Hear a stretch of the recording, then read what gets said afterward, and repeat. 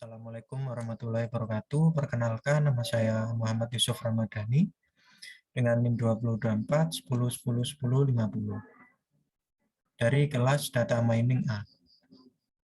Di sini saya akan membahas modul 4 sampai 5. Pertanyaannya adalah ulangilah tahapan klasifikasi menggunakan dataset wine, Pima Indian diabetes, dan breast cancer, serta hitunglah akurasi berdasar confusion metric dengan presentase data testing ada 20%, 30%, dan 40%.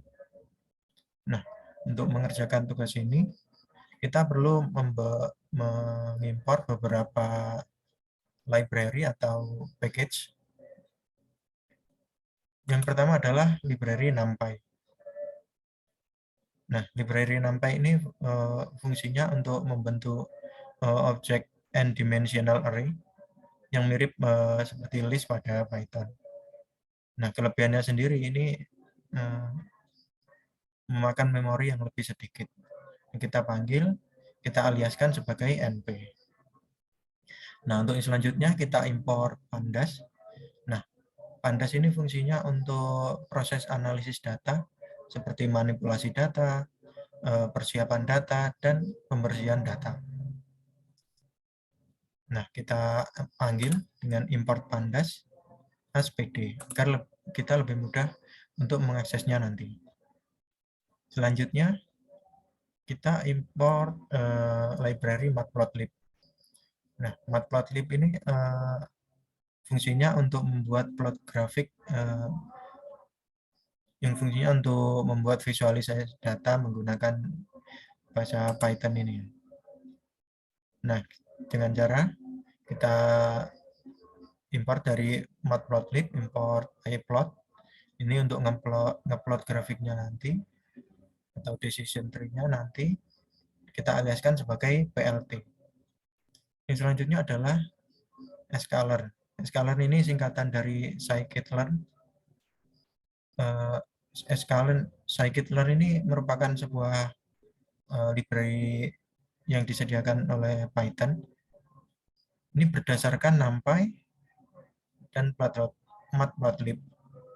Nah, fungsinya untuk membantu melakukan processing data ataupun melakukan training data untuk kebutuhan machine learning atau data science. Beberapa fitur yang disediakan scikit-learn ini antara lain model-model klasifikasi, clustering, regresi berbasis model machine learning, dan lain-lain. Nah, selanjutnya kita import scikit-learn. Dari scikit-learn kita import dataset. Ini untuk mengakses datasetnya. Selanjutnya kita import tree-nya. Ini untuk kita gunakan sebagai membentuk decision tree-nya.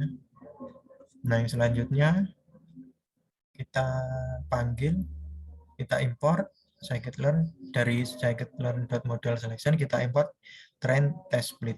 Nah, train test split ini metode yang digunakan untuk mengevaluasi performa model machine learning. Biasanya train test split ini membagi dataset menjadi dua bagian. Ini bagian untuk training dan untuk testing. Nah, ini dibaginya menurut proporsi tertentu. Yang selanjutnya adalah confusion metric. Dengan cara from scalar.metric kita import confusion metric. Nah, confusion metric ini fungsinya untuk mengukur kinerja dari model klasifikasi di machine learning.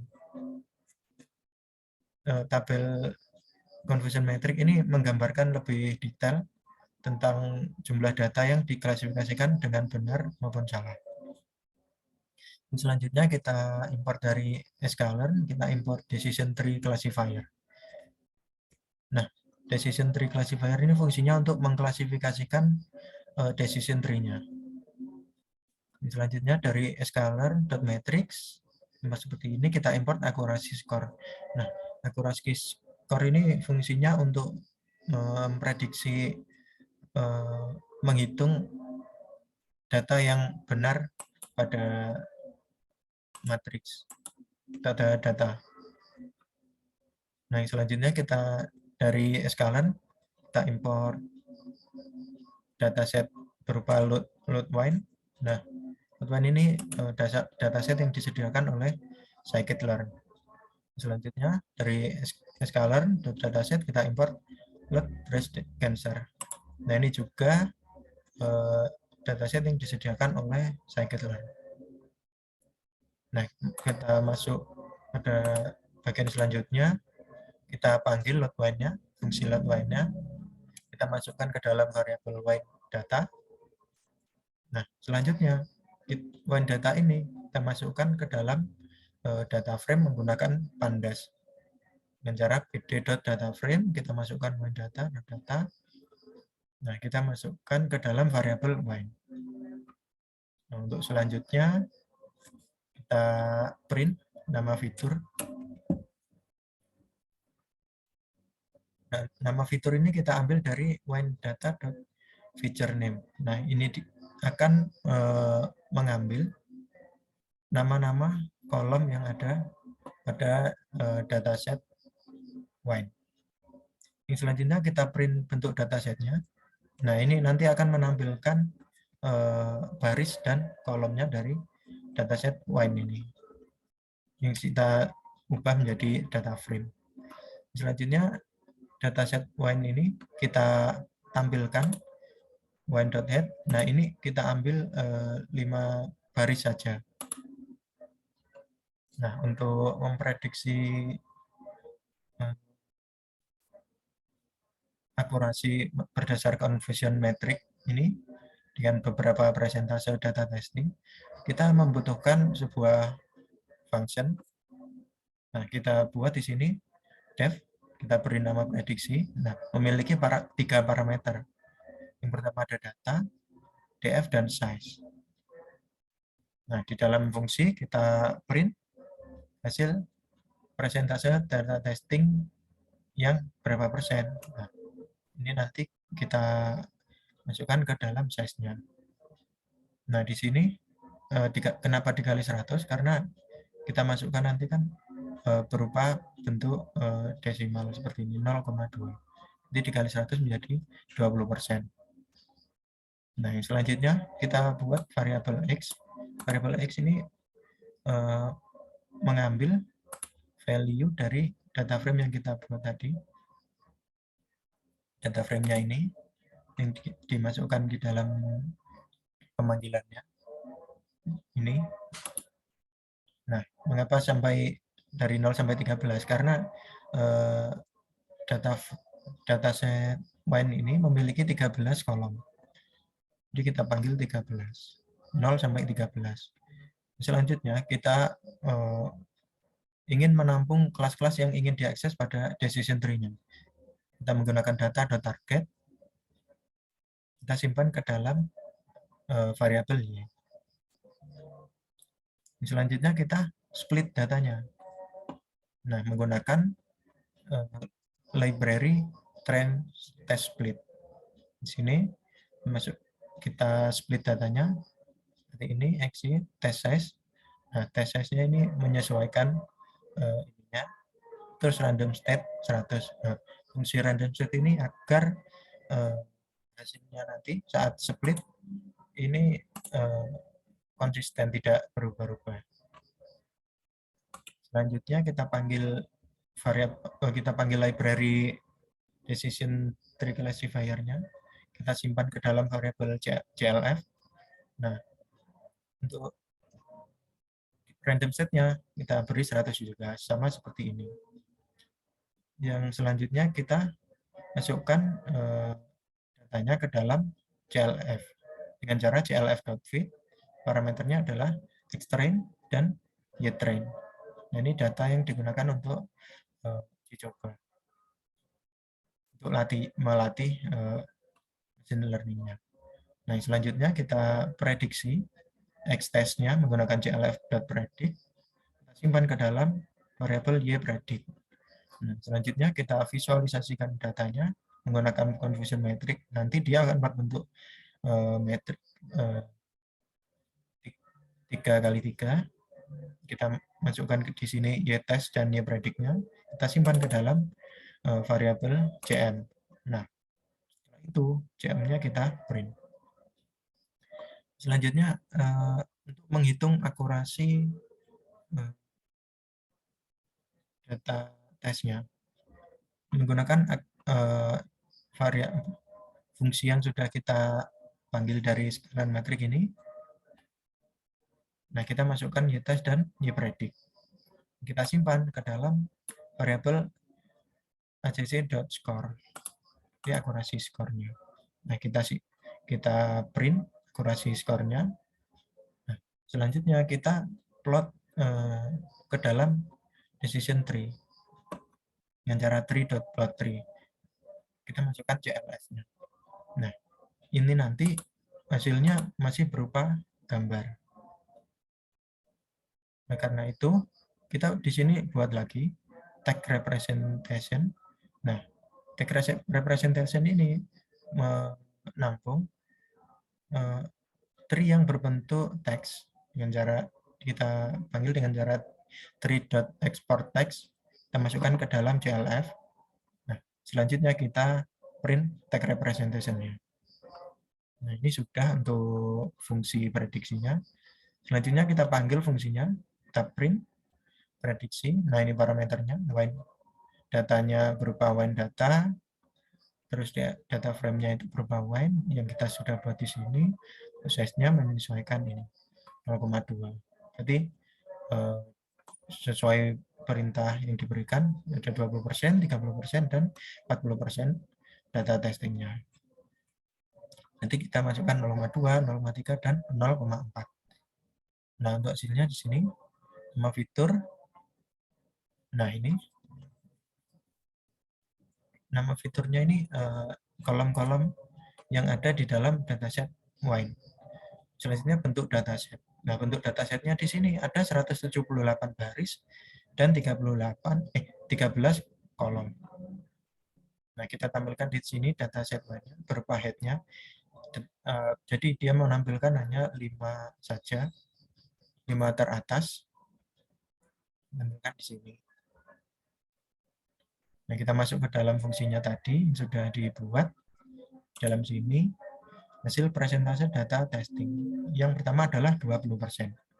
Nah, untuk yang 20%, di sini pada kolom A, ini sudah benar, terdapat 8, dan 0 pada kolom B, dan 0 pada kolom C. Ini sudah benar. Jadi semua masuk ke dalam sini.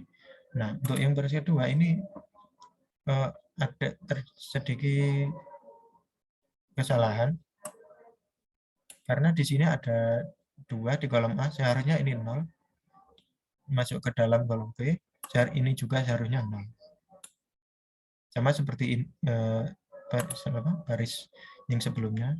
Ini seharusnya 0, ini seharusnya 0 juga. Nah, semua harus terdapat di kolom C ini.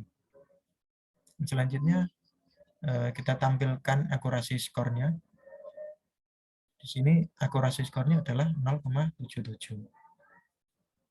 Dikarenakan di sini terdapat banyak kesalahan, jadi skornya hanya 0,77.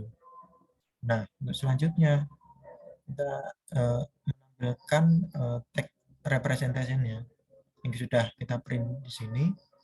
Nah, jika fitur 12-nya kurang dari sama dengan 755, fitur 6-nya kurang dari 1,29, dan fitur 10-nya kurang dari 1, maka dia termasuk kelas ke-2. Dan seterusnya. Di sini ditampilkan semua. Nah, untuk selanjutnya presentase data testing untuk yang 30%. Sama seperti sebelumnya. Di sini sudah benar semua. Untuk baris pertama, yang baris kedua di sini ada 2 yang salah. Seharusnya di sini semua. Nah, untuk akurasi skornya adalah 0,83. Ini cara membacanya seperti yang di atas tadi. Nah, untuk presentase data testing yang ke 40%, ini akurasi skornya adalah 0,86. Nah, ini adalah hasil decision tree-nya yang sudah kita buat tadi. Selanjutnya adalah dataset breast cancer. Nah, untuk prosesnya sama seperti yang atas tadi, hanya berbeda di bentuk kolomnya. Untuk dataset breast cancer ini kolomnya terdapat 30. Jadi kita masukkan di sini 30. Untuk yang tadi kan hanya 13. Nah, ini kita ganti menjadi 30. Coba kita print.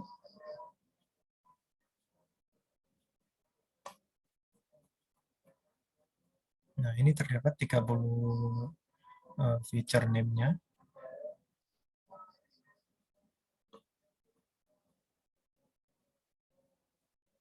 Untuk hasil data testing 20%, ini akurasi skornya 0,94. Nah, untuk presentase 30%, ini 0,95 akurasi skornya.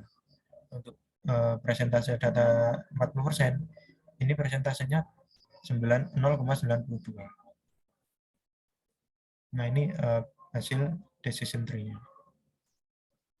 Selanjutnya, untuk data diabetes, di sini kita memanggil terlebih dahulu CSV yang sudah diberikan oleh asisten. Kita panggil di sini id.readCSV memanfaatkan library pandas. Kita simpan di dalam di variabel diabetes underscore data. Nah, kita masukkan ke dalam data frame, kita simpan di dalam diabetes. Caranya ke bawah ini kurang lebih sama. Tetapi di sini kita hanya menampilkan head-nya. Kita berbeda di sini, kita beri nama berbeda. Untuk X2, diabetes data.value ini dari indeks 0 sampai indeks 8 karena terdapat 8 kolom. Y-nya juga. Caranya kita print.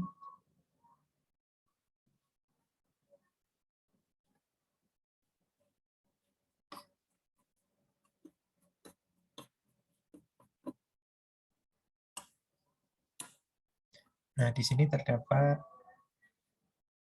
8 feature name.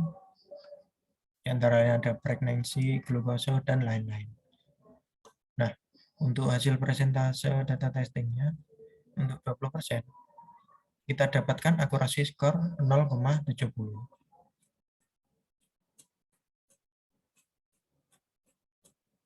Nah, untuk presentase 30%, kita dapatkan presentase 0,68. Untuk presentase 40%, kita dapatkan akurasi skor 0,72. Jadi seperti itu cara menjawab modul 4 dan 5. Nah, ini hasil decision tree-nya. Mungkin itu saja yang dapat saya sampaikan, kurang lebihnya mohon maaf. Assalamualaikum warahmatullahi wabarakatuh.